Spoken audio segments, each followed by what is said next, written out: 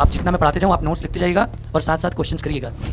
उसके बाद अगर एक सवाल भी आपके बाहर आ गया, अगर आपको जो पढ़ाया गया उससे बाहर आ गया, तो हम यहीं पे हैं, जो कहेंगे वह मंजूर है, नहीं आएगा इसकी गारंटी हमारी है। तो it is the invisible form of energy. ये क्या है? इनविजिबल फॉर्म ऑफ एनर्जी है। इनविजिबल, दिखती नहीं है। दिखती नहीं का मतलब क्या? काली कलुटी है। एयर के अंदर लाइट की स्पीड मैक्सिमम होती है, और कितनी होती है? 3 × 10⁸ मीटर पर सेकेंड। 3 × 10⁸ मीटर पर सेकेंड। इसका मतलब समझ रहे हो? 3 लाख किलोमीटर एक सेकेंड में। तुम लोग क्या निंजा और ये बाइक अपनी भगाओ, ये देखो 3 लाख किलोमीटर रेल मचा देगी। अब प्लेन मिरर से आपको हम एक एग्जाम्पल बता देते हैं। जो घर में हमारे शीशा रखा होता है, जिसमें हम आप अपनी गंदी गंदी शक्ल खूब पॉलिश वॉलिश मार के देख के निकलते हैं, ऐसे बाल बाल सेट करके कि आज काम सेट हो जाएगा, ठीक है? तो वो वाला उसी मिरर को बेटा हम लोग क्या कहते हैं? Plane mirror. हेलो बच्चों, कैसे हैं आप सभी लोग? तो जय हिंद सभी को। तो आज बेटा हम आपके लिए लेके आए हैं क्लास 10th फिजिक्स का सबसे आसान और सबसे इम्पॉर्टेंट चैप्टर, जिसका नाम है लाइट। लाइट मतलब प्रकाश भी कह सकते हैं और रोशनी भी कह सकते हैं, लेकिन प्रकाश और रोशनी में कुछ कराइएगा नहीं मिलन विलन, ठीक है? तो लाइट क्यों आसान है sir? Sir pure theory based and formula based ये पूरा क्वेश्चन है। पूरा का पूरा चैप्टर थ्योरी और फार्मूला पे डिपेंडेंट है। इसके क्वेश्चंस इतने आसान होते हैं, ये इलेक्ट्रिसिटी की तरह नहीं कि कॉन्सेप्चुअल क्वेश्चन आ जाता है या लेंदी कैलकुलेशंस आ जाते हैं, ऐसा कुछ भी नहीं। आपको सिर्फ और सिर्फ अगर 6 to 8 का LCM आता है, हो गया खेल। इतना आसान है ये चैप्टर। और बेटा बढ़िया और इम्पॉर्टेंट क्यों? क्योंकि 12 से 14 नंबर का स्कोर कंटेन करता है आपके बोर्ड एग्जाम्स में, जो कि बहुत ज़्यादा है। अगर बच्चा कोई फेल हो रहा है या कोई कमज़ोर है साइंस में, बेटा इस चैप्टर को पढ़ लो, हल्का फुल्का बायो पढ़ लो, पास हो जाओगे। या फिर कोई ऐसा बच्चा है जिसको टॉप करना है भाई, तो उसके लिए तो ये रामबाण है, एकदम फ्री फोकट के नंबर। आइए देखिए, इसको आपके दिमाग में नहीं लाइट घुस गया तो कहिएगा, पूरा एक बार ख़त्म होने दीजिए। और मैं ये भी गारंटी लेता हूँ आपसे, कुछ भी हो जाए बेटा, आप जितना मैं पढ़ाते जाऊँ आप नोट्स लिखते जाइएगा और साथ साथ क्वेश्चंस करिएगा। उसके बाद अगर एक सवाल भी आपके बाहर आ गया, अगर आपको जो पढ़ाया गया उससे बाहर आ गया, तो हम यहीं पे हैं, जो कहेंगे वह मंजूर है, नहीं आएगा इसकी गारंटी हमारी है। तो आइए इसी पॉजिटिव नोट के साथ हम आज की क्लास को स्टार्ट करते हैं। और सबसे पहले देखते हैं लाइट। लाइट होता क्या है? ये बेटा लाइट क्या होता है? सब लोग कहते हैं sir light is a form of energy. तो गलत तो कहता नहीं है, लाइट एनर्जी का फॉर्म है, बिल्कुल सही बात है। लेकिन लाइट एनर्जी का फॉर्म है, लेकिन भाई एनर्जी का फॉर्म तो इलेक्ट्रिसिटी भी है, हीट भी है, विंड भी है, ये सब भी तो एनर्जी का फॉर्म है। तो लाइट कैसे आप डिफाइन करोगे? वो तो सब आ गया भाई, वो भी फॉर्म ऑफ एनर्जी, वो भी फॉर्म ऑफ एनर्जी। तब आप बोलेंगे sir light is a form of energy which give sensation to our vision, जिसकी वजह से हम आप एक दूसरे का खूबसूरत खूबसूरत चेहरा देख सकते हैं। तो आइए आज की क्लास स्टार्ट की जाए, लाइट समझा जाए क्या होता है। और लाइट में देखिए सबसे पहला डेफिनेशन लिखा है, it is the invisible form of energy. ये क्या है? इनविजिबल फॉर्म ऑफ एनर्जी है। इनविजिबल, दिखती नहीं है। दिखती नहीं का मतलब क्या? काली कलुटी है? नहीं, काली कलुटी नहीं बेटा, काले कलुटे तो लोग होते हैं, ठीक है? इनविजिबल है, जो दिखती नहीं है। इनविजिबल फॉर्म ऑफ एनर्जी है that causes the sensation of vision, जो क्या कॉज करती है? सेंसेशन ऑफ विजन कॉज करती है, जिसकी वजह से हम आप एक दूसरे को देख समझ सकते हैं, ठीक? उसके बाद हमें देखना है कैरेक्टरिस्टिक्स ऑफ लाइट, मतलब कैरेक्टर, लाइट के चरित्र देखेंगे हम लोग, ठीक है? कि चरित्रवान है कि चरित्रहीन है। नहीं भाई, आइए कैरेक्टरिस्टिक्स देखते हैं। तो कैरेक्टरिस्टिक्स में सबसे पहला कैरेक्टर है लाइट का, light is an electromagnetic wave. Light क्या है सर? एक इलेक्ट्रोमैग्नेटिक वेव है। क्या है? इलेक्ट्रोमैग्नेटिक वेव है। उसके बाद दूसरा क्या कहता है? It does not require any medium to propagate. इसको गुंडा आदमी है भाई, इसको कोई मीडियम नहीं चाहिए, हमको इधर से उधर जाना है प्रोपागेशन के लिए, एकदम रेल मचा देगी, तूफान की तरह चलेगी लाइट, ठीक है? चलिए अगला पॉइंट क्या कह रहा है? Speed of light is different in different medium. भाई ये तो आपको, ये कौन सी बड़ी बात है सर? अलग अलग मीडियम में अलग अलग स्पीड होगी। क्यों? अब देखिए जैसे आप अपनी बाइक लेके हाईवे पे चले जाओ, हाईवे पे जाओगे भाई तो आप अपनी बाइक 80-100 की स्पीड से धूम मचाले की तरह भगा रहे हो, लेकिन अगर सिटी में आ जाओगे तो वही 80-100 वाली स्पीड 40-60 पे चली आएगी। कहाँ 40-60 पे चली आएगी? क्यों? सिटी थोड़ा सा क्राउडेड होगा, उसके बाद आप गली मोहल्ले में अपनी बाइक लेके जाएंगे तो वहाँ पे आपकी स्पीड 10-20, क्योंकि कभी से कोई आ सकता है, ठीक है, कोलिजन के बहुत ज़्यादा चांसेस हो सकते हैं, तो उस समय आपकी स्पीड 10-20 हो जाएगी। तो क्या हो रहा है, जितना आप ट्रैफिक एरिया में जा रहे हैं आपका स्पीड घट रहा है। तो सेम यही फॉर्म फॉलो करती है कौन, लाइट। वो जितना ट्रैफिक एरिया में जाती है उतना उसका स्पीड घटते जाता है। तो आपको एक जादू बता दूं, लाइट के लिए हाईवे का काम करता है एयर। कौन काम करता है, एयर। एयर या वैक्यूम। लाइट के लिए किसका काम करता है सर, एकदम हाईवे का। इसके अंदर, एयर के अंदर लाइट की स्पीड मैक्सिमम होती है, और कितनी होती है, 3 × 10⁸ मीटर पर सेकेंड। 3 × 10⁸ मीटर पर सेकेंड। इसका मतलब समझ रहे हो, 3 लाख किलोमीटर एक सेकेंड में। तुम लोग क्या निंजा और ये बाइक अपनी भगाओगी, ये देखो 3 लाख किलोमीटर रेल मचा देगी। 3 लाख किलोमीटर एक सेकेंड में निकलेगी लाइट, इतनी फास्ट होती है। अब अगर एयर से किसी और मीडियम में जाएगी तो इस बेचारे की भी स्पीड थोड़ी थोड़ी कम होती जाएगी। तो इसीलिए लिखा है ये बात कि light, speed of light is different in different medium. उसके बाद light travels in straight line homogeneous medium. Homogeneous medium के अंदर लाइट स्ट्रेट लाइन ट्रेवल करती है, एकदम सीधी गोली की तरह जाती है, ठीक है। आगे क्या कहता है, लाइट हैज़ डुअल नेचर। हाँ भाई, लाइट के पास 2 नेचर होता है। कौन कौन सा सर, नेचर एक होता है सर पार्टिकल नेचर, और एक होता है वेव नेचर। एक पार्टिकल नेचर और एक वेव नेचर। तो पार्टिकल नेचर, जिसको हम लोग रे ऑप्टिक्स भी कहते हैं भाई, रेज के बारे में, किरण के बारे में हम लोग पढ़ेंगे, और इसमें थोड़ा सा हम लोग देखेंगे, इस चैप्टर में भी हम लोग थोड़ा सा देखेंगे। और ये वेव नेचर जो है भाई, ये हम क्लास 12th में जब पढ़ेंगे अपनी सेकंड बुक, तो वहाँ पे हम लोग वेव ऑप्टिक्स की बात करेंगे, तो वहाँ पे इसके बारे में समझेंगे। तो ये 2 नेचर होता है लाइट का। इसके बाद लाइट का शैडो, लाइट पर छाई बनाती है। ये इसमें तो भाई इतना तो आता है सर, फालतू में लिखते हैं ये सब बात। हाँ, when light falls on surface 2 phenomena कर। जब लाइट किसी सरफेस पे गिरती है तो 2 फिनोमेना होता है। क्या, एक होगा रिफ्लेक्शन, एक होगा रिफ्रैक्शन। रिफ्लेक्शन, रिफ्लेक्शन मतलब बेटा कि रिफ्लेक्शन मतलब हम मिरर के बारे में पढ़ेंगे, ध्यान दीजिए, और रिफ्रैक्शन मतलब लेंस के बारे में पढ़ेंगे। तो ये जो हमारा चैप्टर है ये 2 हिस्सों में बटा है, एक मिरर एक लेंस, एक मिरर एक लेंस, मतलब एक रिफ्लेक्शन एक रिफ्रैक्शन। तो आइए आज उसी सीक्वेंस में हम आप रिफ्लेक्शन स्टार्ट करते हैं। तो चलिए देखते हैं आगे बेटा। आता है रिफ्लेक्शन ऑफ लाइट। रिफ्लेक्शन का नाम सुनते ही आप एक चीज याद रखिए, बाउंसिंग बैक।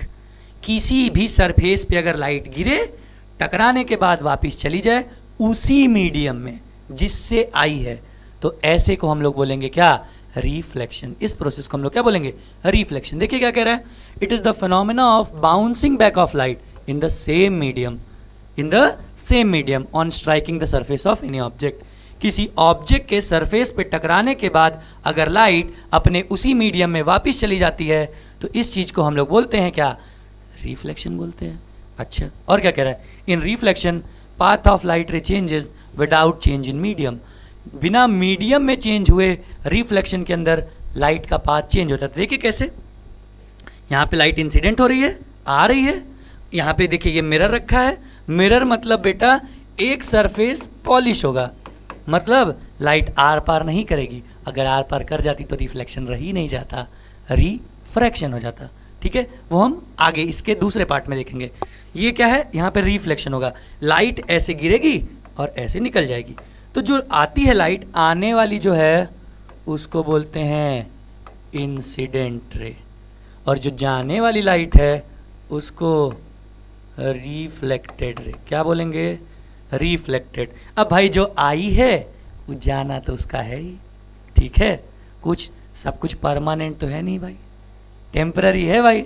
आज आई है तो कल जाएगी, समझ रहे ना आप बात को। चलिए आइए, तो जो जाने वाली लाइट है बेटा उसको हम लोग कहते हैं रिफ्लेक्टेड रे। तो जो दोनों का पाथ होगा वो अलग हो जाएगा बिना मीडियम में चेंज हुए। अब आगे हमको देखना है रिफ्लेक्शन के टाइप्स भी होते हैं रिफ्लेक्शन के। देखिए आइए देखा जाए। अच्छा, टाइप्स के पहले ये थोड़ी ज्ञान की बातें कर ली जाए। ज्ञान का भंडार हमारे पास, आपके पास, सबके पास भरा हुआ है। तो ज्ञान के भंडार में सबसे पहली बात, there are 3 types of medium, ठीक है। रिफ्लेक्शन के टाइप से पहले हम मीडियम का टाइप देखते हैं। आइए, पहला कौन सा, ट्रांसपेरेंट, जिसके आर पार देख सके। इसका मतलब कि इसके अंदर बहुत आसानी से लाइट प्रोपगेट कर पाएगी। क्या लिखा है देखिए, in this medium light propagates easily, बहुत आसानी से लाइट क्या करेगी, प्रोपगेट करेगी। एग्जाम्पल क्या है, ग्लास, वाटर एटसेट्रा एटसेट्रा। ठीक है, दूसरा इज ट्रांसलूसेंट।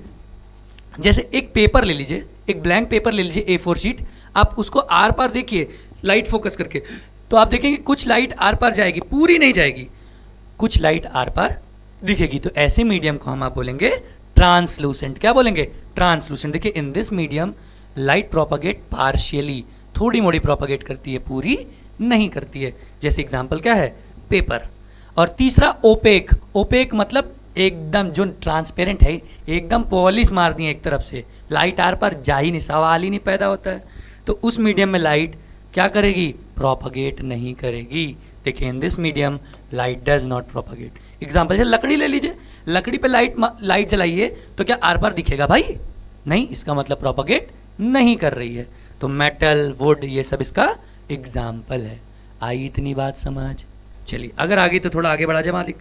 आइए भाई, जो हम आपको अभी बताए थे, टाइप्स ऑफ रिफ्लेक्शन। देखिए बेटा, there are 2 types of reflection. पहला इज रेगुलर रिफ्लेक्शन, दूसरा इज इरेगुलर। और जो इरेगुलर होता है ना भाई साहब, उसको हम लोग डिफ्यूज्ड भी कहते हैं। क्या, डिफ्यूज्ड। अब सर ये सब क्या क्या भाषा बोल रहे हैं, कुछ समझ में नहीं आ रहा है, नहीं समझ में आ रहा है, जल्दी तो नहीं हो रहा है। चलिए देखिए, ध्यान देते, पहले रेगुलर पे आते हैं। रेगुलर क्या होता है भाई, जिसका ऐसा सरफेस जिसका रिफ्लेक्टिंग सरफेस एकदम प्लेन है, और जितनी इंसिडेंट रे आ रही हैं और टकराने के बाद जितनी रिफ्लेक्टेड रे निकल रही हैं, ये सब आपस में पैरेलल होंगी। क्या होंगी, पैरेलल। अगर ऐसा होता है तो ऐसे रिफ्लेक्शन को हम आप रेगुलर रिफ्लेक्शन बोलेंगे। देखिए क्या कह रहा है, हाँ, when the reflecting surface is smooth and well polished, अगर स्मूथ और वेल पॉलिश्ड है, the parallel rays falling on it, जो इस पे पैरेलल रेज गिर रही हैं, reflected back parallel to each other. क्या, reflected back parallel to each other. दूसरा, जितनी रिफ्लेक्टेड रे हैं भाई, वो सभी एक ही डायरेक्शन, ये नहीं कि कोई तीर घाट कोई मीर घाट जा रहा है, ठीक है, ऐसा नहीं होगा। कोई लंदन निकल रहा है, कोई टोक्यो निकल रहा है, कोई चाइना निकल रहा है, पाकिस्तान मत जाओ, ठीक है। तो ये क्या होंगी, रिफ्लेक्टेड रे। अब देखिए आगे, the smooth and well polish surface which light suffers regular reflection. अच्छा, स्मूथ और पॉलिश सरफेस जिस पे लाइट रेगुलर रिफ्लेक्शन करती है, उसे हम आप मिरर कहते हैं। आईना दिखाएंगे, अभी आपका भी चेहरा दिखाएंगे उसमें, समझ रहे हैं ना। चलिए तो आगे बढ़ा जाए, तो आइए आगे बढ़ते हैं बेटा। देखिए यहाँ पे, अच्छा आगे बढ़ने से एक चीज़ समझ लिए। देखिए क्या हम कह रहे थे, जैसे ये 1 2 3 4 5, ये 5 इंसिडेंट रे हैं, तो देखिए सारी इंसिडेंट रे आपस में क्या है, पैरेलल हैं। और एज इन ये 5 1 2 3 4 5 ये रिफ्लेक्टेड रे हैं, और ये पांचों रिफ्लेक्टेड रे भी आपस में क्या है, पैरेलल है। क्या है, पैरेलल हैं एक दूसरे के।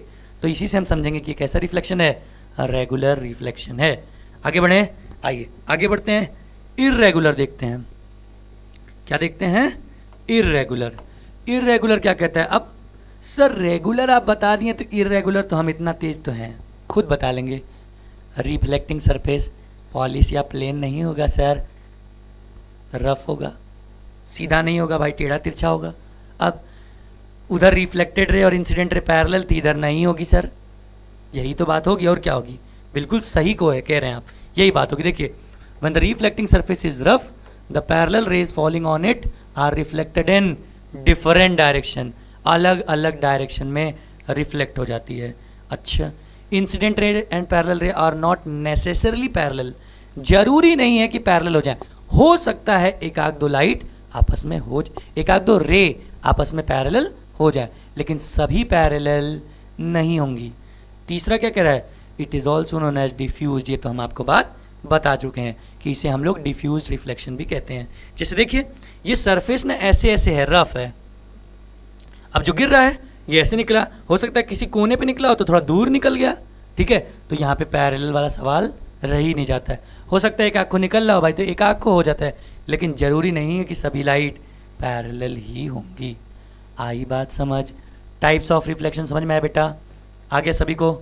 चलिए अगर आ गया थोड़ा और आगे बढ़ा जाए भाई थ्योरी पे, अभी इनकी कहानी वानी देखी जाए, देखा जाएगा आगे। अब आता है लॉज ऑफ रिफ्लेक्शन, ये थोड़ा सा एक इम्पॉर्टेंट चीज आया है, ठीक है। अभी देखिए हम लोग जैसे इलेक्ट्रिसिटी में याद करिए, जब तक ओम्स लॉ नहीं आया था तो हम बोले पिक्चर का ट्रेलर चल रहा है मेरे दोस्त, तो यहाँ पे भी अभी हम लोग ट्रेलर चला रहे हैं। जब हम पढ़ेंगे मिरर, आईना जैसे ही देखेंगे पिक्चर शुरू हो जाएगी, याद रखिएगा। तो अभी ट्रेलर में एक इम्पॉर्टेंट चीज़ आती है, इम्पॉर्टेंट पार्ट आता है जिसका नाम है लॉज ऑफ रिफ्लेक्शन। अब क्या होता है देखिए, जैसे बेटा एक ये है, देखिए एक ये प्लेन सरफेस है, हम इसको वेल पॉलिश्ड कर दिए हाँ सर। अब हम इसके ऊपर एक इंसिडेंट रे इंसिडेंट करा दिए। अब पॉलिश है, आपको पता है रिफ्लेक्शन होगा, बिल्कुल सर ये तो बात पक्की है। अब हम आपसे पूछें कि इस सरफेस पे कितने नॉर्मल आप ड्रॉ कर सकते हैं, तो सर लगभग इनफाइनाइट। अरे भाई जो इसके परपेंडिकुलर हो जाएगा सब तो इस पे क्या है, नॉर्मल ही है। लेकिन हमको तो वही नॉर्मल चाहिए ना जो हमारे काम का है, फालतू चीज़ से हमको मतलब क्या है भाई। तो हमारे काम का कौन है कि बेटा जो इंसिडेंट पॉइंट है जहाँ पे ये लाइट रे इंसिडेंट हो रही है, उस पे जो लाइट रे नॉर्मल गिरेगी या उस पे जो नॉर्मल होगा, उस नॉर्मल रे को उसको हम लोग क्या कहेंगे, नॉर्मल कहेंगे। अब नॉर्मल कहेंगे तो फिर से ये लाइट रे क्या करेगी, रिफ्लेक्ट बैक हो जाएगी। क्या हो जाएगी, रिफ्लेक्ट हो जाएगी। तो ये बेटा आई आर मतलब इंफ्रारेड नहीं बेटा, इंसिडेंट रे। और आर ये हो जाएगा आर मतलब वो RRR मूवी नहीं भाई, रिफ्लेक्टेड रे। तो इतना के बाद लॉ क्या कहता है, लॉ देखिए, लॉ कहता है कि जो एंगल ऑफ इंसिडेंस होगा। अब एंगल ऑफ इंसिडेंस क्या होता है, एंगल बड़ा अच्छा बात है। एंगल लेने में हम बहुत गलती करते हैं, तो गलती नहीं करना है, ध्यान दीजिएगा। हम हमेशा एंगल नॉर्मल से लेंगे। क्या करेंगे, हम हमेशा एंगल कहाँ से लेंगे, नॉर्मल से। नॉर्मल से लेके कहाँ के बीच, रे के बीच, रे के बीच, नॉर्मल और रे के बीच में हम एंगल बनाएंगे। तो देखिए ये इंसिडेंट रे, ये नॉर्मल और इंसिडेंट रे के बीच का जो एंगल होगा, एंगल आई, इसी को हम आप बोलेंगे एंगल ऑफ इंसिडेंस। और इसी नॉर्मल से इसको नॉर्मल कहेंगे। रिफ्लेक्टेड रे के बीच में जो एंगल होगा दैट इज एंगल आर, इसको हम लोग बोलेंगे एंगल ऑफ रिफ्लेक्शन। तो जो ये पहला लॉ है ये कहता है कि चाहे रेगुलर रिफ्लेक्शन हो, चाहे इरेगुलर रिफ्लेक्शन हो, चाहे किसी भी प्रकार का रिफ्लेक्शन हो, एक बात आप हमेशा याद रखिए, नियम सबके लिए सेम।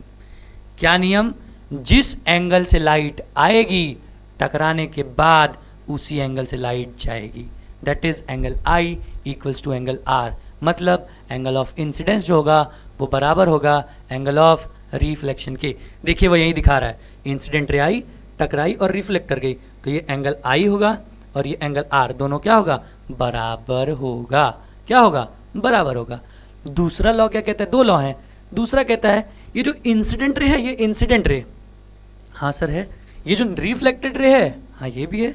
और ये जो नॉर्मल है, कौन सा normal, to the point of incidence, to the point of incidence, to the point of what, incidence, ये हमेशा एक ही प्लेन में होंगे। देखिए सब के सब एक ही प्लेन में है। तो ये दूसरा लॉ कहता है, दो लॉ हैं। देखिए समराइज करते हैं, क्या कहता है, incident ray, reflected ray and normal to the point of incidence सभी एक प्लेन में होंगे। दूसरा क्या कहता है, जिससे आएगी मतलब उसी से जाएगी, मतलब जिस एंगल से आई उस एंगल से गायब। समझ आई बात, क्लियर है सभी को, चलिए क्लियर है तो आगे बढ़ा है। देखिए ये लिखा है, incident ray, reflected ray and normal to the point of incidence all lies in a same plane, सभी एक प्लेन में होंगे। और दूसरा, angle of incidence is always equals to angle of reflection, हमेशा किसके बराबर होगा, एंगल ऑफ रिफ्लेक्शन के। एकदम जादू, तुरंत दिमाग में बैठ जाना चाहिए आपके, ये बात याद रखिएगा, दिमाग में एकदम बैठ जाए।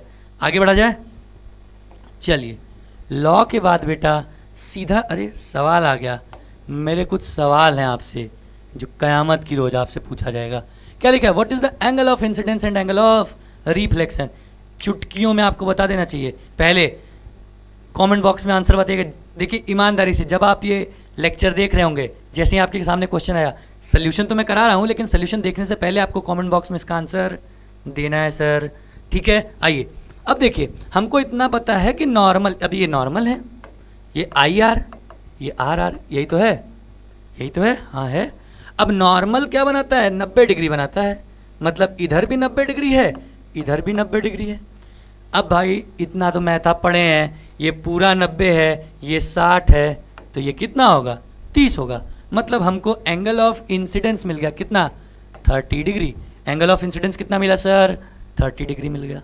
अब इतना तो लॉ ही कहता है, दूसरा निकालने की ज़रूरत ही नहीं पड़ेगी हमको। क्यों? क्योंकि लॉ क्या कहता है? जिस एंगल से आएगी उसी एंगल से चली जाएगी। तो ये फटाक से यहाँ पे एंगल आर भी कितना हो जाएगा? 30 degree. And this will be your answer. कोई दिक्कत है भाई साहब? किसी को होगी तो कमेंट बॉक्स में ज़रूर बताइए अपनी प्रॉब्लम्स, हम उसके लिए सोल्यूशन ज़रूर करेंगे। ठीक है, आगे बढ़ें। चलिए आगे बढ़ते हैं भाई इसी सीक्वेंस में। अब आता है टर्मिनोलॉजीज रिलेटेड टू लाइट। कह तो रहे हैं अभी ट्रेलर है ना, तो ट्रेलर में छोटी छोटी बातें जो होती है, इंट्रोडक्शन नहीं आता है मूवी शुरू होने के पहले, ये है ये कास्ट, तो ये कास्ट अभी बताया जा रहे हैं। तो इनमें एक लोग आते हैं जिनका नाम है ऑब्जेक्ट। ऑब्जेक्ट मतलब सर सामान नहीं, सामान नहीं भाई, ऑब्जेक्ट लाइट के रेफरेंस में पूछा जा रहा है। तो लाइट के रेफरेंस में जब पूछा जाए आपसे व्हाट इज ऑब्जेक्ट, तो आप सीधा बोलेंगे एनीथिंग विच एमिट लाइट रे, मतलब जो लाइट रे निकाले, चाहे वो खुद की निकाले, चाहे कहीं से आ रही और रिफ्लेक्ट करके निकाले, उसे हम लोग बोलेंगे ऑब्जेक्ट। देखिए, anything which emit out light रे आइदर इट्स ओन और रिफ्लेक्टिंग इज कॉल्ड ऑब्जेक्ट। ऐसी चीज जो लाइट रे निकाले, चाहे खुद की चाहे रिफ्लेक्टिंग, तो उसे हम आप क्या बोलेंगे? ऑब्जेक्ट बोलेंगे। दूसरा, it is of two types, दो टाइप के होते हैं बेटा, एक ल्यूमिनस एक नॉन ल्यूमिनस। ल्यूमिनस इन्वर्टर नहीं सर, ल्यूमिनस, देखिए नाम ल्यूमिनस लग रहा है कि लाइट है इसके पास, तो जिसके पास खुद की लाइट हो वो ल्यूमिनस, जिसके पास खुद की लाइट ना हो, ठीक है, वो नॉन ल्यूमिनस। आइए देखते हैं luminous. These are objects that generates their own light. ऐसी चीज़ जो अपनी खुद की लाइट जनरेट करती है। और उसका सबसे बड़ा हमारे सूरज दादा example, sun. Sun is the main source of light. ठीक है, तो एनर्जी के सबसे बड़े सोर्स है, तो लाइट के तो होंगे ही होंगे। तो सबसे पहला एग्जाम्पल है सन। दूसरा स्टार, हाँ भाई स्टार के पास खुद की स्टार लाइट होती है, तो ये भी एक एग्जाम्पल है। उसके बाद लाइट बल्ब, बल्ब भी तो रोशनी देता है ना भाई, तो वो भी हो गया। एंड फ्लेम्स, फ्लेम्स में भी अपनी खुद की लाइट है, तो वो भी ल्यूमिनस। अब नॉन ल्यूमिनस कौन? जिसके पास खुद की लाइट नहीं होती है और रिफ्लेक्टेड लाइट हमें देता है। जैसे देखिए, these objects don't produce their own light but becomes visible because they reflect light from another source। किसी अलग सोर्स से लाइट आती है और वो रिफ्लेक्ट करके दिखाता है, तो उसे हम आप नॉन ल्यूमिनस कहेंगे। क्या कहेंगे? Non luminous. सबसे बेस्ट एग्जांपल है मून। मून के पास खुद की लाइट थोड़ी है, वो तो रिफ्लेक्टिंग दिखाती है, तो मून क्या है? Non luminous object. As well as बाकी सारे प्लैनेट्स, इनके पास भी लाइट्स नहीं है भाई, ठीक है, तो वो भी क्या है? वो भी क्या है बेटा? नॉन ल्यूमिनस ऑब्जेक्ट्स हैं। आई थिंक ऑब्जेक्ट क्लियर होगा। अब ऑब्जेक्ट क्लियर है भाई, ऑब्जेक्ट आ गया तो उसकी फ़ोटो तो निकलवानी पड़ेगी ना, लाइट पड़ रहे हैं तो फ़ोटो निकालनी है। तो इसीलिए इसके बाद हम लोग पढ़ेंगे इमेज। क्या पढ़ेंगे सर? इमेज। अब इमेज क्या होता है सर? इमेज मतलब फ़ोटो। हाँ, अरे फिर वही बात, फ़ोटो ठीक है, लेकिन इमेज लाइट के टर्म में। तो लाइट, अब सर पता नहीं आप लाइट के टर्म क्या कर रहे हैं। लाइट के टर्म में बेटा इमेज क्या होता है? ऐसा कोई चीज जो, देखिए अब जब लाइट रे भाई मिरर से टकराई, तो मिरर से टकराने के बाद कहीं तो जा रही होंगी। अब कहीं जाके हो सकता है मिले भी, कहीं ना कहीं मिलती तो जरूर है, और नहीं मिलेंगी तो हम मान लेंगे कि यहाँ जाके मिल रही है। तो जिस पॉइंट पे लाइट रे एक्चुअल में मीट करती हैं, या जिस पॉइंट पे हमको लाइट रे मिलती हुई अपीयर होती हैं आफ्टर रिफ्लेक्शन, रिफ्लेक्शन के पहले ही मिल जाएंगी तो इमेज नहीं, रिफ्लेक्शन के बाद जहाँ पे मिलेगी उसी पॉइंट को हम आप इमेज बोलेंगे। क्या बोलेंगे? इमेज बोलेंगे। अब जैसे ऑब्जेक्ट दो टाइप का, वैसे इमेज दो टाइप का। Object luminous non luminous. Image real virtual. Real virtual में एक बात आप याद रख लीजिए, ज्ञान की बात है, खोपड़ी में बैठा लीजिए। क्या रियल इमेज जब होगी भाई तो हमेशा उल्टी होगी, मतलब real image is always inverted, और जब वर्चुअल इमेज होगी तो हमेशा सीधी होगी, that is erect. Virtual image is always erect. देखिए ये क्या कहता है। अच्छा, रियल इमेज होती क्या है, जहां पे हमको एक्चुअल में मिलन होते हुए दिख रहा होगा वो रियल। हम आंखों देखा है ना भाई कि मिल रहे हैं, तो मिल रहे हैं तो रियल। और हम कोई का सुना है, हाँ भाई यहाँ जाके मिल रहे होंगे ये लोग, तो वर्चुअल दुनिया है ना भाई, हम देख थोड़ी रहे हैं, मान लेते हैं कि यहाँ जाके मिलेंगे, तो वो क्या हो जाएगा, वर्चुअल हो जाएगा। देखिए, a real image is formed when light रे actual meets at a point after reflection. और रियल इमेज, अच्छा रियल इमेज को बेटा हम लोग स्क्रीन पे प्रोजेक्ट कर सकते हैं, can be projected on screen. और तीसरी बात क्या बोला, इज ऑलवेज इन्वर्टेड, ये तो बात हम आपको भी बता दिए। अब रियल बता दिए तो वर्चुअल आपको पता है, वो स्क्रीन पे प्रोजेक्ट हो जाएगा तो ये भैया नहीं होंगे, वो उल्टा बनाते हैं तो ये सीधा बनाएंगे, ये एक्चुअल में मिलते हैं तो ये इमेजिनरी में मिल रहे होंगे, वर्चुअल में मिल रहे होंगे। देखिए, a virtual image is formed when light ray appears to meet at a point. हम मान लेते हैं कि यहाँ पे लाइट रे मिल रही होगी। और दूसरा बात, virtual image can not be projected on screen. Virtual image को हम लोग स्क्रीन पे बनाओ ना नहीं सकते हैं भैया। और तीसरा, virtual image is always erect. Virtual image हमेशा क्या होता है, इरेक्ट होता है। तो यहाँ तक तो इस फिल्म का ट्रेलर था, लाइट मूवी का ट्रेलर मैंने आपको दिखा दिया। अब हम लोग शुरू करेंगे लाइट की पिक्चर, मतलब मेन मूवी। अब हीरो की एंट्री है भाई, अभी तक तो बोरिंग चल रहा था, अब लाइट के हीरो मतलब मिरर की एंट्री होगी। तो अब हमें आपको देखना है मिरर क्या होता है, तो आइए देखते हैं।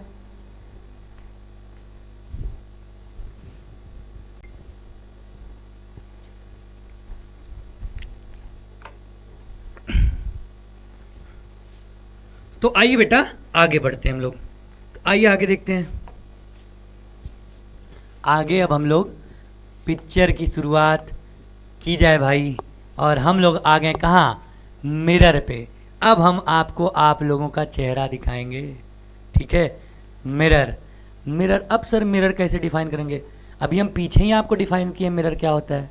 क्या होता है बेटा, कोई एक ऐसी चीज जिसका एक सरफेस स्मूथ हो, या एक सरफेस क्या हो स्मूथ हो और दूसरा सरफेस पॉलिश हो। पॉलिश जरूरी है भाई, आर पार लाइट नहीं जाए, आर पार चली गई तो वो मिरर रही नहीं जाएगा, वो तुरंत लेंस बन जाएगा, ध्यान दीजिएगा। तो क्या बोला, अब mirror is substance whose mirror is a substance whose one surface is polished and other is reflecting. एक सरफेस पे लाइट रिफ्लेक्ट करेगी और एक सरफेस क्या होगा, पॉलिश होगा। आइए देखा जाए भाई क्या कह रहा है, it is an opaque substance. Opaque मतलब जिसके आर पार हम लोग नहीं देख सकें। It is an opaque substance whose one surface is polish, जिसका एक सरफेस क्या हो, पॉलिश मारा हुआ एकदम खूब चमकता, और एंड अदर इज रिफ्लेक्टिंग, बस एक ही सरफेस पे लाइट गिर रही है, रिफ्लेक्ट कर रही है, गिर रही है, रिफ्लेक्ट कर रही है। अब सबसे बड़ी बात आती है टाइप्स ऑफ मिरर। बेटा हम जब से पढ़ा रहे हैं, जितनी भी बैचेस में हमने पढ़ाया, अपने ऑफलाइन बैचेस की बात करें तो जब मिरर हम पढ़ाते हैं, बच्चों से अगर पूछा जाए, अगर 10 बच्चे क्लास में अगर उनसे पूछा जाए कि बेटा टाइप्स ऑफ मिरर क्या होता है, उसमें 2-3 बच्चे ऐसे जरूर होंगे जो बोलेंगे सर कॉनकेव एंड कॉन्वेक्स। तो ध्यान दीजिए बेटा, ये आंसर बिल्कुल गलत है। क्यों गलत है, मिरर बेटा 2 टाइप का कॉनकेव और कॉन्वेक्स नहीं होता। ये तो बात सही है कि 2 टाइप के होते हैं, लेकिन वो कौन कौन सा होता है, प्लेन मिरर और स्फेरिकल मिरर। एक प्लेन एक स्फेरिकल, ठीक है, कैसा प्लेन और स्फेरिकल। अब ध्यान दीजिए, स्फेरिकल मिरर जो होता है वो 2 हिस्सों में डिवाइड होता है, कॉनकेव एंड कॉन्वेक्स। किसमें, कॉनकेव में और कॉन्वेक्स में। आइए देखिए टाइप्स ऑफ मिरर, पहला क्या है, प्लेन, और दूसरा क्या है, स्फेरिकल। अब देखिए नाम से ही इनके सब पता चल जाएगा, नाम में ही कला है इनका। प्लेन मिरर बोल दिया, इसका मतलब ऐसा मिरर जिसका रिफ्लेक्टिंग सरफेस क्या हो, प्लेन हो, सब एकदम सीधा हो। और दूसरा क्या, स्फेरिकल, भाई स्फेरिकल, ध्यान दीजिए ये हॉलो स्फेयर से ये मिरर्स निकाल जाते हैं। कौन कौन से? कॉनकेव और convex, that is spherical mirror. ये दोनों हम लोग हॉलो स्फेयर से निकालते हैं, तो इसीलिए इनको बोलते हैं स्फेरिकल मिरर। अब हॉलो स्फेयर से निकालना है तो ये सिंपल सी बात है या जाहिर सी बात है कि ये कर्व ही होगा। तो ऐसा मिरर जिनका रिफ्लेक्टिंग सरफेस कर्व होता है उसे हम लोग स्फेरिकल मिरर कहते हैं, और ऐसा मिरर जिसका रिफ्लेक्टिंग सरफेस प्लेन होता है उसे हम लोग प्लेन मिरर कहते हैं। आई बात समझ? कोई दिक्कत है भैया? नहीं है? आगे बढ़े, चलिए। तो आइए, अगर ये समझ में आ गया तो हम लोग आते हैं सीधा अपने प्लेन मिरर भैया के पास। किस मिरर के पास? अब प्लेन मिरर से आपको हम एक एग्जाम्पल बता देते हैं। जो घर में हमारे शीशा रखा होता है जिसमें हम आप अपनी गंदी गंदी शक्ल खूब पॉलिश वॉलिश मार के देख के निकलते हैं, ऐसे बाल बाल सेट करके कि आज तो भाई आज तो गेम हो जाएगा, आज काम सेट हो जाएगा, ठीक है। तो वो वाला उसी मिरर को बेटा हम लोग क्या कहते हैं? Plane mirror. क्या कहते हैं? Plane mirror. क्या होता है? A mirror whose reflecting surface is plane. ऐसा मिरर जिसका रिफ्लेक्टिंग सरफेस क्या होता है सर? प्लेन होता है, उसे हम आप क्या बोलेंगे? प्लेन मिरर कहेंगे। अब प्लेन मिरर की कुछ प्रॉपर्टीज़ होती हैं। प्रॉपर्टी इनके पास कई बीघा जमीन वमीन होता है भाई, ठीक है। क्या क्या प्रॉपर्टीज़ होती है देखिए। एक बात प्रॉपर्टीज़ में आपको पहले समझा देता हूँ।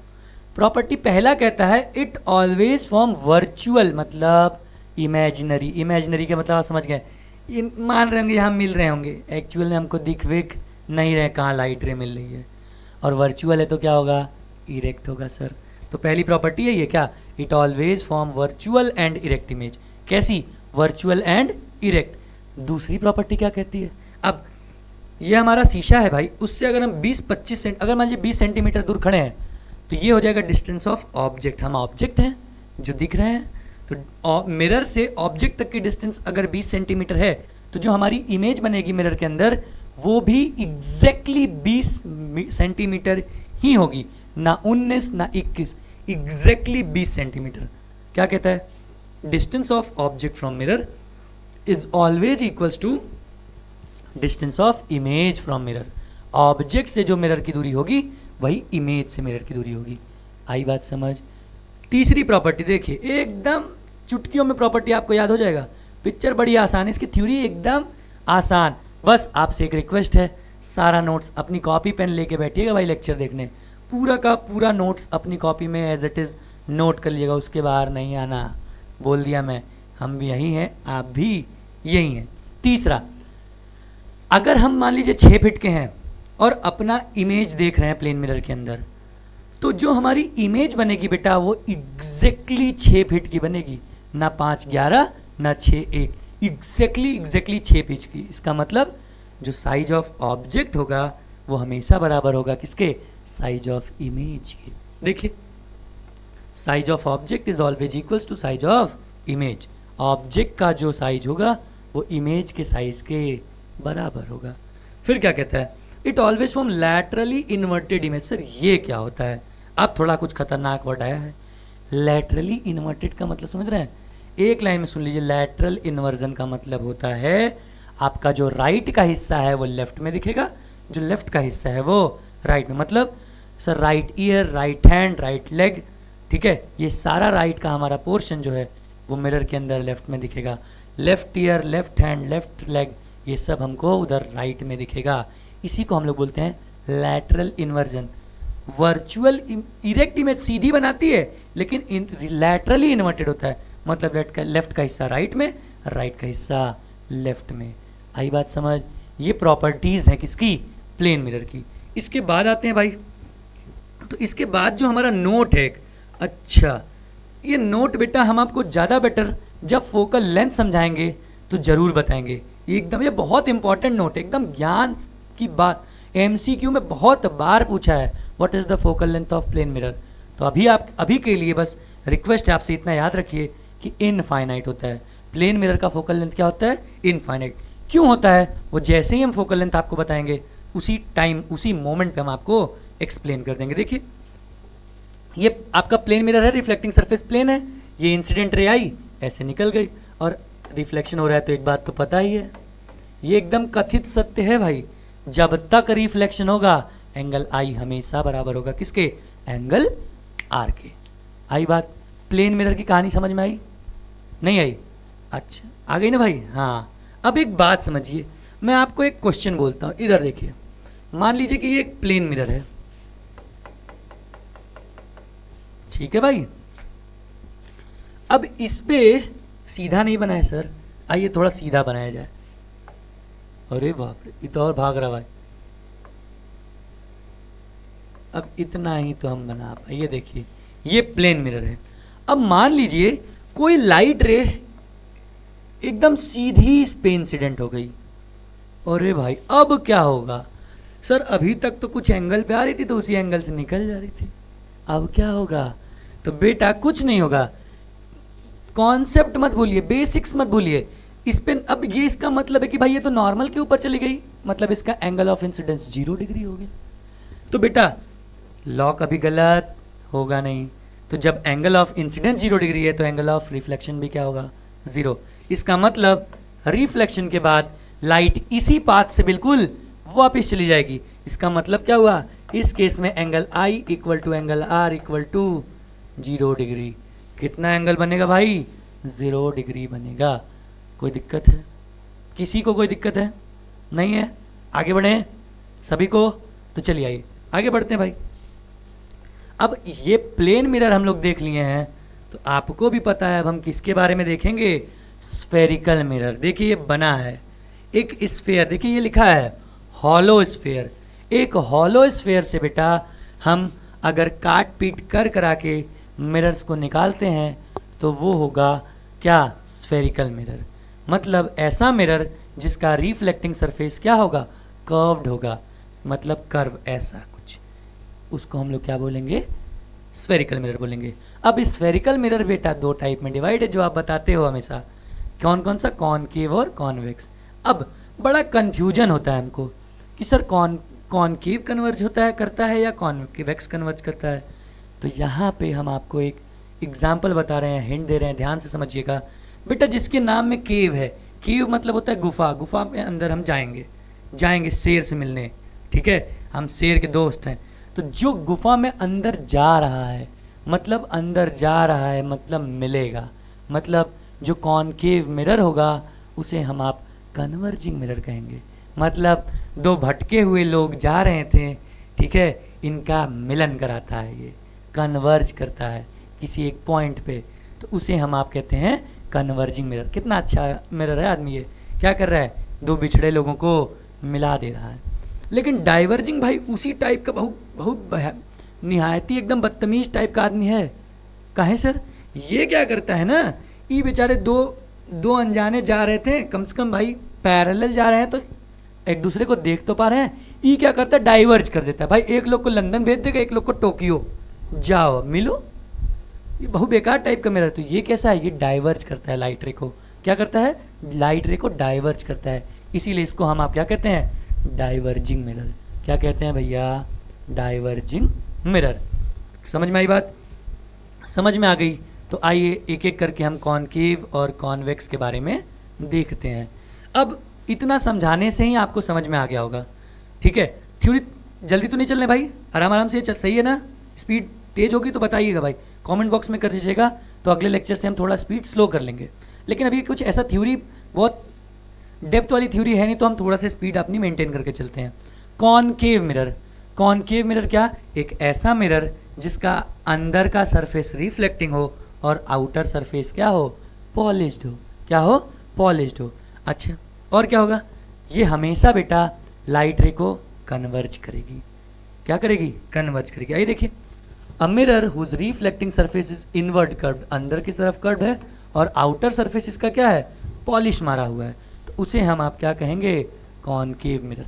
आइए आपको समझाते हैं कैसे निकलेगा। इधर देखिए, ये आपका हुआ हॉलो स्फेयर। क्या हुआ? Hollow sphere. और ये उनके हो गए सेंटर साहब। क्या हो गए? सेंटर। अब हम एक चाकू लिए और खटाक से इसे काट दिए। क्या किए? काट दिए। तो ये जो हिस्सा बना काट दिए, ठीक है, काट दिए कि कट गया बेटा, वो तो आप ही जान रहे होंगे। तो ये जो बेटा हिस्सा बन के आया, इसे अगर हम लोग बाहर सरफेस इसका पॉलिश कर दें तो ये जो मिरर बन के आ रहा है इसी मिरर को हम आप क्या कहेंगे सर, कॉनकेव मिरर। देखिए ये बना है, ये शाइनी साइड मतलब ये रिफ्लेक्टिंग साइड है, कैसी, रिफ्लेक्टिंग साइड, इस पे रिफ्लेक्टिंग, और ये नॉन शाइनी मतलब पॉलिश्ड, पॉलिश हुआ है, ठीक है, समझ में आई बात। तो ऐसे मिरर्स को हम लोग क्या कहेंगे, कॉनकेव। और क्या कहता है, it forms both real and inverted image, real and virtual image. ये हमेशा तो नहीं, ये रियल और वर्चुअल दोनों इमेज बनाती है। बेटा क्या क्या बनाती है, कितने कितने केसेस होते हैं सब देखेंगे, लेकिन ध्यान दीजिए ये रियल और वर्चुअल दोनों इमेज क्रिएट करती है, ठीक है। अच्छा, it always converge the incident light, इसके बारे में तो हम कहानी आपको समझा ही चुके हैं। ये क्या करेगी, कन्वर्ज करेगी, कन्वर्जिंग मिरर है, मिलन कराएगी, समझें, किसका किसका मिलन कराएगी, प्रकाश और रोशनी का मिलन करा देगी, ठीक है। चलिए आगे देखा जाए। अब ये हो गया, तो वो थोड़ी सी इनके बारे में भी सुन लीजिए भाई, क्या कहेंगे। ये अच्छे आदमी तो है नहीं आप लोगों की नज़र में, लेकिन आइए देख लीजिए। अब ठीक उसका उल्टा भाई, उसमें अंदर की तरफ जो रिफ्लेक्टिंग सरफेस था वो अंदर वाला था, इस पर रिफ्लेक्टिंग बाहर वाला होगा। वो बाहर की तरफ पॉलिश था, ये अंदर की तरफ पॉलिश होगा। देखिए ये लिखा है, a mirror whose reflecting surface is outward curved, बाहर की तरफ क्या है, कर्व्ड है, and inward surface is polished, अंदर का सरफेस क्या हुआ है, पॉलिश्ड हुआ है। तो उसे हम लोग क्या कहेंगे, ये देखो भाई, इज कॉल्ड, यहाँ पे सर कॉन्वेक्स होगा, ठीक है, कोई बात नहीं, इंसान से ही गलती होती है, इज कॉल्ड कॉन्वेक्स मिरर। अच्छा, it always form virtual images, हमेशा क्या बनाएगा, वर्चुअल इमेज बनाएगा, काल्पनिक, ठीक है। अब भाई एक लंदन चले गए, एक टोक्यो चले गए, अब हम कहीं हम बोलेंगे कहीं मिल रहे होंगे, ठीक है। अब पता नहीं जीते जी मिल पाएंगे कि मरने के बाद मिलेंगे, ठीक है। तो वो हम इमेजिन करते हैं, और जब इमेजिन करते हैं तो उसको हम लोग वर्चुअल बोलते हैं, एक्चुअल में हमको मिलती हुई नहीं दिखती है। इट ऑलवेज डाइवर्ज, भाई इनकी कहानी तो हम फिर से सुना चुके हैं आपको कि हमेशा क्या करेंगे, डाइवर्ज करेगी लाइट रे को। तो आई इतनी बात समझ, मिरर समझ में आया क्या होता है, प्लेन मिरर और उनकी प्रॉपर्टीज समझ में आई, कॉनकेव एंड कॉन्वेक्स मिरर क्या होता है, यहाँ तक आई होप आपको बात समझ में आ गई होगी। बोर नहीं हो रहे ना, कोई बोर मत होइएगा भाई। आइए आगे बढ़ा जाए, थोड़ा और आगे बढ़ते हैं सर। आगे बढ़ते हैं तो फिर आ गया हमारा आपका ज्ञान की बात का इस चैप्टर से पार्ट नंबर 2। पहली ज्ञान की बात हम उधर देखे थे, अब दूसरी ज्ञान की बात अभी देखते हैं क्या कह रहा है। बहुत इंपॉर्टेंट ज्ञान की बात है। ये देखिए भाई इमेज कैसे बनता है, हम आपको बताएं कि जब मिलन होगा तभी इमेज बनेगा। अब मिलन तो भाई कोई एक लोग तो मिलन करेंगे नहीं, एक लोग का मिलन हो सकता है, ये तो सर पॉसिबल ही नहीं है। तो मिलन करने के लिए, मिलने के लिए कम से कम कितने लोगों की ज़रूरत होती है, तो 2 लोग तो चाहिए सर, 2 लोग तो चाहिए। तो 2 लोग चाहिए, तो इसीलिए लिखा है the minimum number of light ray required to form an image is 2, कम से कम 2 लोग तो मिल से। अब उसके बाद भाई 3, 4, 10, 20, 50 जितना मिलना है मिलो, लेकिन कम से कम 2 लोग तो चाहिए मिलने को। तो ऐसा, तो ये क्या बोलता है पहला ज्ञान की बात, बहुत इंपॉर्टेंट बात है भाई। The minimum number of light ray required to form an image, जो सबसे कम लाइट रे जो है वो कम से कम 2 लाइट रे की रिक्वायरमेंट होगी, क्या बनाने के लिए, इमेज बनाने के लिए। दूसरा क्या कहता है, if 2 mirrors are kept together, अगर 2 मिरर को एक साथ रख देते हैं एट एन एंगल थीटा, अरे भाई अब हम मिरर को एक साथ रख रहे हैं, ऐसे वैसे कुछ भी, किसी भी एंगल पे, ठीक है, then the formula for number of image form. बेटा कहे ना ज्ञान की बात मतलब MCQ, एकदम श्योर एंड सर्टेन, लिख के दे देता हूं, ये आया है और आएगा भी। क्या, अगर 2 मिरर को हम लोग एंगल थीटा पे रखे हैं तो उस केस में हमसे पूछता है कि कितने नंबर ऑफ इमेज बनेंगे, और हम कंफ्यूज आ जाते हैं, कुछ समझे में नहीं आता है। तो वहाँ पे हम आपको फॉर्मूला बताए हैं। देखिए हम हमेशा सबसे पहले चेक करेंगे 360 से वो एंगल डिवाइड कर देंगे। ये कैसे सर, मान लीजिए कि हमको दे दिया एंगल 60 डिग्री है, मान लेते हैं एंगल कितना है 60 डिग्री, तो हम तुरंत क्या करेंगे 360 डिग्री अपॉन 60 डिग्री, इसको कैंसिल आउट कर देंगे तो कितना आएगा, 6 आएगा। कितना आएगा, 6 आएगा। तो लेकिन अब क्या कह रहा है, अगर इनकी वैल्यू इवन होती है, क्या होती है, इवन, तो उस केस में नंबर ऑफ इमेज जो होगा वो हम क्या करेंगे, जितना आया है उसमें से 1 घटा देंगे। क्या करेंगे, घटा देंगे। अगर देखिए ये इवन है ना, इवन है, तो इवन है तो हम तुरंत इस केस में जो इमेज बनेगी, नंबर ऑफ इमेज, वो हो जाएगी 6 - 1 और वो कितना होगा 5।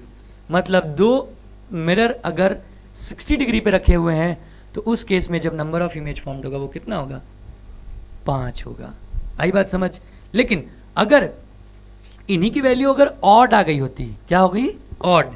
देखिए if the value of 360 degree upon theta is odd, अगर उस केस में ऑड हो जाएगा तो नंबर ऑफ इमेज वही रहेगा, जितनी वैल्यू आई होगी भाई। अगर जैसे 7 आई होगी, 8 आई होगी, अगर वो 8 नहीं 7 आई होगी, 9 आई होगी, 3 आए, 5 आए, तो उस केस में बेटा इन सब केसों में हम लोगों को जो बेटा नंबर ऑफ इमेज फॉर्म होगा वो सेम हो जाएगा। इतना याद करिए, एक लाइन में मतलब समझा दूं, कुछ नहीं करना है। जो भी आपको थीटा दिया है 360 से उसको डिवाइड कर दीजिए, इवन आता है तो एक घटा दीजिए, ऑड आता है तो एज इट इज छोड़ दीजिए, वही नंबर ऑफ इमेज होगा। बहुत इंपॉर्टेंट ये बात मैं आपको कह रहा हूँ, दिमाग में एकदम बैठाए रहिएगा भाई, एकदम MCQ आना तय है। बढ़ा जागे, चलिए आइए भाई साहब, आगे बढ़ा है तो आपको पता ही था, आप तो इतना तेज आप हो गए होंगे कि सर तुरंत आप, हमको पता है आप सवाल लगवाएंगे। तो देखिए वही सवाल है, उसी पे डिपेंडेंट। टू प्लेन मिरर्स, दो प्लेन मिरर बेटा क्या कर रहे हैं, is inclined at an angle of 45 degree.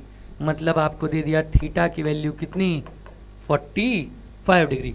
तो find the number of image formed of a point object placed symmetrically between them. Symmetrically उनके बीच में प्लेस्ड हुआ है, तो आपको नंबर ऑफ इमेज बताना है। तो नंबर ऑफ इमेज का फॉर्मूला आपको पता है, number of image equals to 360 degree upon 45 degree. Sorry, ये तो पहले फॉर्मूला लिख रहे हैं ना भाई, तो आइए 360 डिग्री अपॉन थीटा, तो ये हो जाएगा 360 डिग्री अपॉन 45 डिग्री। अब देखिए 360 अपॉन 45 भाई 8 बार में जाएगा क्या, 45, मतलब 2 जा 90 और 4 जा 36। हाँ, ये लगभग क्या एग्जैक्टली 8 आएगा। क्या आएगा, 8 आएगा। अब तुरंत आपको पता चलेगा sir 8 is a even number, 8 क्या है, इवन नंबर है।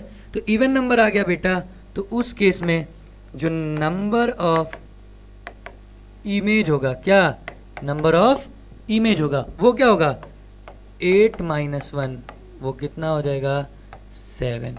इसका मतलब ये क्वेश्चन ये हमें समझाया कि अगर दो प्लेन मिरर 45 डिग्री के एंगल पे सिमेट्रिकली अगर रखे हुए हैं तो उस केस में जो टोटल नंबर ऑफ इमेज बनेगी वो कितनी बनेगी, 7 इमेज बनेगी। आई होप आपको ये क्वेश्चन समझ में आया होगा। कोई दिक्कत होगा तो आप कमेंट बॉक्स में ज़रूर बताइएगा भाई। तो अगर आ गया तो लीजिए स्क्रीनशॉट, मारिए खटाक से। हो गया, चलिए अगर स्क्रीनशॉट हो गया भाई तो थोड़ा और आगे बढ़ें। ओहो, अब देखिए, अब हम धीरे धीरे अब हम लोग टर्मिनोलॉजीज पे आ गए। फिर वही क्या बोलें, अब हम लोग को इमेज बनाना है, नियम वयम सीखेंगे कैसे कैसे इमेज बनता है। ठीक है, इमेज अच्छी होनी चाहिए भाई आपकी सबकी नज़र में। ठीक है, अच्छी इमेज रखो भाई, अच्छी इमेज रखोगे तो अच्छे इंसान रहोगे। तो इमेज बनाने के लिए बेटा जब हम जाएंगे तो उससे पहले स्फेरिकल मिरर से रिलेटेड कुछ टर्म्स हैं जिनके बारे में हमें आपको देखना है। उन टर्म्स में सबसे पहला आता है पोल, जिसको हम आप P से रिप्रेजेंट करते हैं। किससे करते हैं, P से रिप्रेजेंट करते हैं। देखिए, अच्छा क्या बोला, it is the centre of reflecting surface. जो आपका रिफ्लेक्टिंग सरफेस है उसका सेंटर होता है।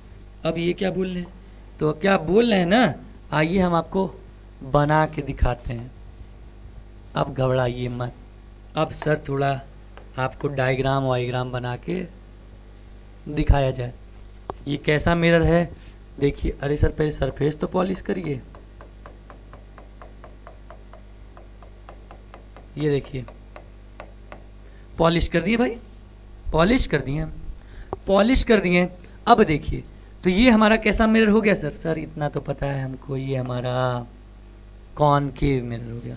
क्या हो गया, कॉनकेव मिरर। अब एक काम करते हैं, हम इस पे एक लाइन बनाते हैं। लाइन का नाम भी हम समझाएंगे आपको। देखिए ये कुछ यूं, ठीक है।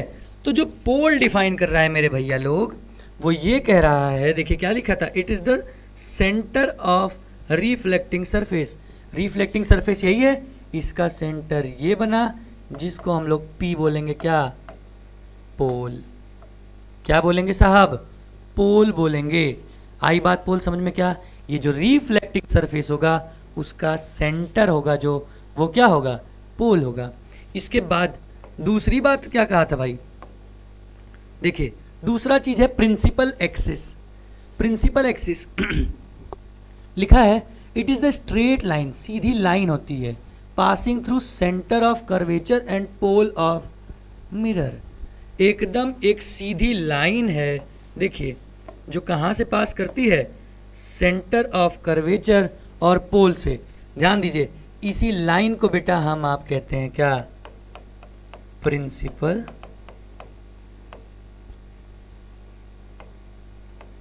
एक्सिस। स्पेलिंग गलत है क्या, प्रिंसिपल एक्सिस क्या कहेंगे सर, प्रिंसिपल एक्सिस कहेंगे, ठीक। अब सर सेंटर ऑफ कर्वेचर कुछ लिखा था, समझा रहे क्या होता है, सुनिए। इसके बाद तीसरा टर्म पे आते हैं। तीसरा टर्म क्या कहता है, तीसरा टर्म ही है सेंटर ऑफ कर्वेचर। अब आइए आपको हम फिर से समझाते हैं सेंटर ऑफ कर्वेचर के बारे में। बेटा यही हमारा हॉलो स्फीयर था, हाँ सर था। अब इसका कुछ ना कुछ तो सेंटर रहा होगा, हाँ सर बिल्कुल रहा होगा। अब हम क्या किए, यहां से काट लिए मिरर को और इस सरफेस को क्या किए, पॉलिश कर दिए से। तो ये हमारा बन गया, ये हमारा बन गया क्या, कॉनकेव मिरर। तो सेंटर ऑफ कर्वेचर को कैसे हम डिफाइन करेंगे, ध्यान दीजिए, सेंटर ऑफ कर्वेचर को हम डिफाइन करेंगे कि centre of curvature is centre of that sphere. उस स्फीयर का सेंटर होता है सेंटर ऑफ कर्वेचर, किसका, बाय विच या through which is this concave mirror और spherical mirror is a part. मतलब उस स्फीयर, उस हॉलो स्फीयर का ये सेंटर होता है जिसका मिरर एक हिस्सा है, क्या है, हिस्सा है। तो यहाँ पे तुरंत हमारे पास आ जाएगा C, हम उसको C से रिप्रेजेंट करते हैं और ये होगा क्या, सेंटर ऑफ कर्वेचर। क्या होगा सर, सेंटर ऑफ कर्वेचर। कैसे डिफाइन करेंगे, सेंटर ऑफ कर्वेचर उस हॉलो स्फीयर का सेंटर होगा जिसका ये मिरर एक हिस्सा है, क्या है, एक हिस्सा है। आगे आगे देखिए, देखिए यही लिखा है, देखिए centre of, it is the centre of hollow sphere of which mirror is the part. ये क्या है, हॉलो स्फीयर का सेंटर है जिसका मिरर एक हिस्सा है। इसके बाद आता है फोकस। फोकस समझाया जाए, देखिए आइए आपको फोकस समझाते हैं। फोकस का डेफिनेशन क्या है, ध्यान दीजिए। फोकस क्या होता है भाई, जब दो पैरेलल लाइट आती हैं, क्या होंगी, दो पैरेलल लाइट आएंगी।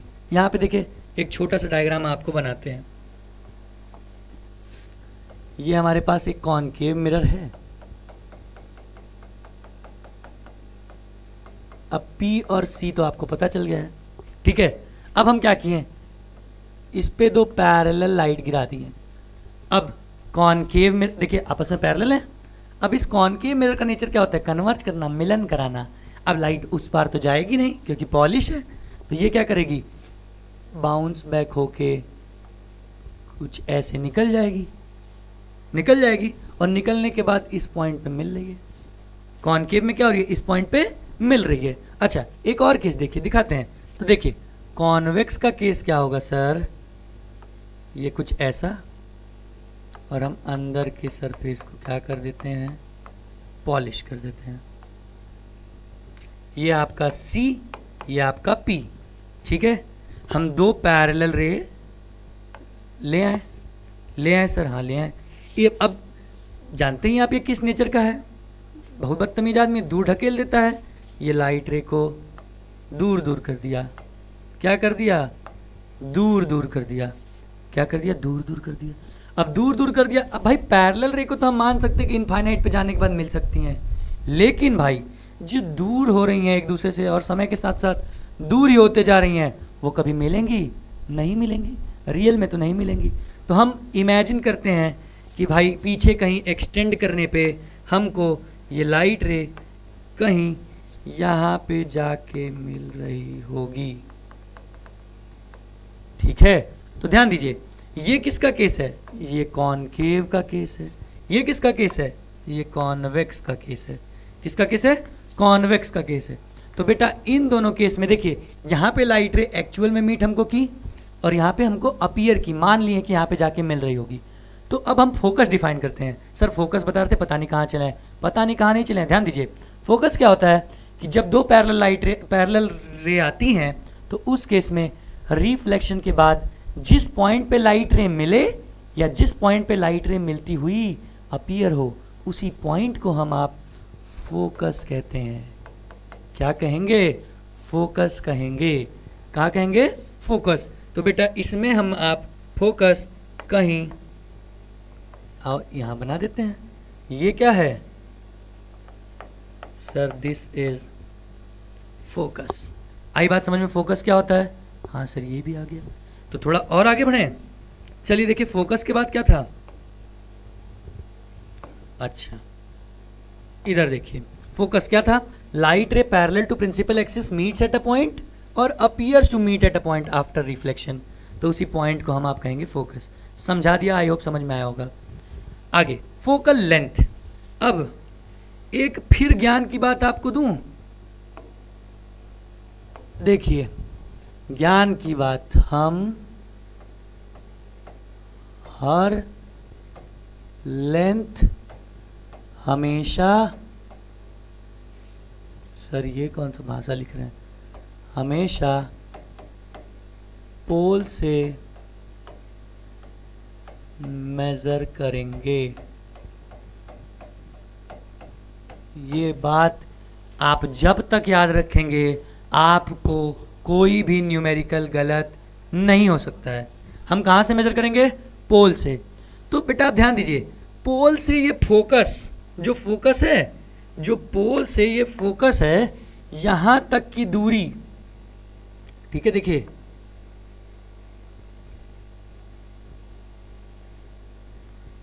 अब भाई फिर से बनाना पड़ेगा सर, पूरा गड़बड़ा दिए आप। ये देखिए, तो ये पोल और ये फोकस, ये जो दूरी है बेटा, इसी को हम लोग फोकल लेंथ कहते हैं। पोल से फोकस तक की दूरी को हम लोग क्या कहेंगे? Focal length. ठीक है, इसको हम लोग स्मॉल f से रिप्रेजेंट करते हैं। और ऐसे ही एक होता है पोल से सेंटर ऑफ कर्वेचर तक का दूरी। ये देखिए, यहाँ से यहाँ तक की जो दूरी होगी, इसे हम लोग, अब ध्यान दीजिए, यहाँ ही पे तो आपका पोल है, ये सेंटर है, और इस डिस्टेंस को हम लोग रेडियस भी कहते हैं।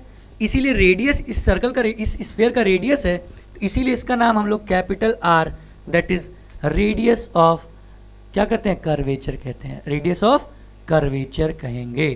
क्या कहेंगे? Radius of curvature. आइए देखिए क्या लिखा है। Focal length it is distance between pole and focus, it is distance between pole and centre of curvature. ये बता दिया आपको। एक होता है अपर्चर। देखिए अपर्चर भी उसी डायग्राम में आपको समझा दें। सर एकदम पूरा लिपा पोती कर डालें। भाई थोड़ा सा तो हो गया।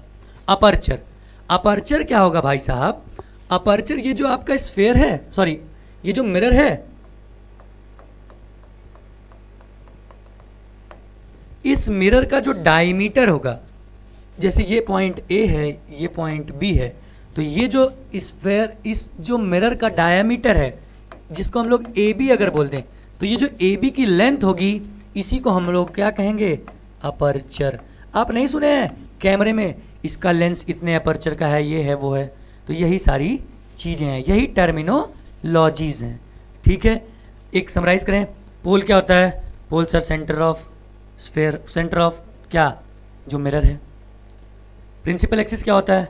सर जो पोल और सेंटर ऑफ कर्वेचर और फोकस होकर एक ऐसी लाइन, इमेजिनरी लाइन जो पास करती है। फोकस क्या होता है? जहाँ पे दो पैरेलल लाइट आए तो रिफ्लेक्शन के बाद जिस पॉइंट पे मीट करें आप ईयर्स टू मीट हो।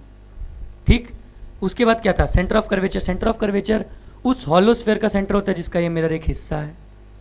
Focal length distance between pole and focus.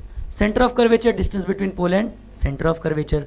Aperture diameter of spherical mirror, spherical mirror का डायामीटर। तो ये सारी टर्मिनोलॉजीज बेटा इससे रिलेटेड हैं। तो आई होप कि आप सभी लोगों को बिल्कुल ये सब चीज़ें समझ में आ गई होंगी। तो आ गई होंगी बेटा। तो जब हम अगले पार्ट में आएंगे इसके, जब भी इसके लाइट के अगले पार्ट में आएंगे, तब हम आपको इमेज फॉर्मेशन सिखाएंगे। अब image formation by concave mirror, image formation by convex mirror, दोनों के अलग अलग रूल हैं। पहले हम रूल्स पढ़ेंगे, दोनों रूल्स एक साथ पढ़ लेंगे। रूल्स पढ़ने के बाद हम इमेज फॉर्मेशन दोनों मिरर से, concave as well as convex से इमेज फॉर्मेशन करेंगे। नेचर बताएंगे, कहाँ बनेगी, कैसी बनेगी, किस साइज़ की बनेगी, सब कुछ A to Z बताएंगे, ठीक है। और फिर उसके बाद हम आपको एक मेन चीज़ बताएंगे, मिरर फॉर्मूला, जहाँ से हमारा सारा न्यूमेरिकल आता है। तो आई होप आज की क्लास आप सभी लोगों को बिल्कुल अच्छे से समझ में आई होगी। तो अच्छे से समझ में आई है भाई, तो ऐसे ही सपोर्ट दिखाते रहिए, ठीक है। वीडियो को लाइक करिए, चैनल को सब्सक्राइब करिए और दोस्तों में एकदम फैला दीजिए भाई, आग लगा दीजिए, एकदम हर दोस्तों तक जाना चाहिए भाई, ठीक है।